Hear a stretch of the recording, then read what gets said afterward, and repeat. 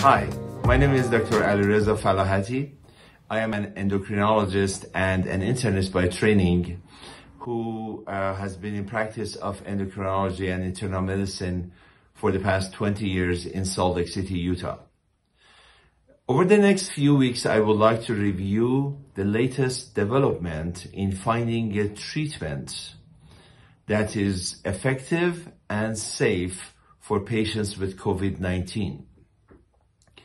As you can imagine, the biggest challenge in developing a drug or a medication that works and is highly effective with as little toxicity as possible is time. And at a time where we are in the middle of a pandemic crisis, we don't have the luxury of waiting for over 10 years to develop a virus-specific treatment for COVID-19 developed from the beginning to the end and studied for patients with COVID-19 infection. Time is of essence, and we are all anxious to hear the good news of there is a great new treatment for COVID-19, and we don't need to worry about social distancing and all those safety measures that we have been all dealing with and facing on a day-to-day basis.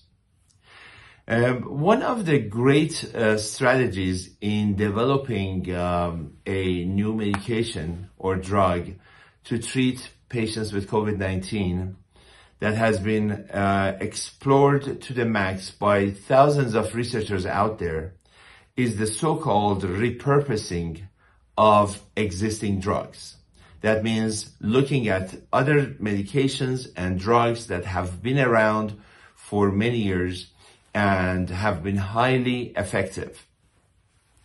As an example, there has been an antipsychotic medication called Chlorpromazine, also known as Thorazine in the United States, that has been proven to be highly effective in blocking the COVID-19 viruses from invading the cells. And this drug has been around since 1950s, and we are just finding out that, hey, this drug may be one of the many drugs that can be repurposed for the purpose of treating COVID-19. In addition to that, there are a lot of other new drugs that are being looked at. There are some anti-cancer drugs that have been highly effective, and some of them up to 20 times more promising and more effective than the so-called hydroxychloroquine in treating patients with COVID-19 infections.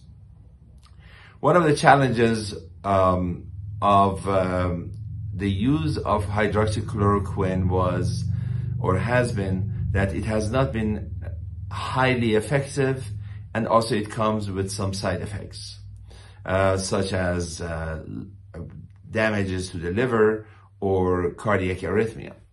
So this is currently being looked at, and hopefully we will figure out whether or not hydroxychloroquine is an option. But the good news is there are many drugs, up to 20 drugs so far that we know of, that are highly effective and more effective than the hydroxychloroquine that we were putting all of our hopes on, that are going to be effective in fight against COVID-19.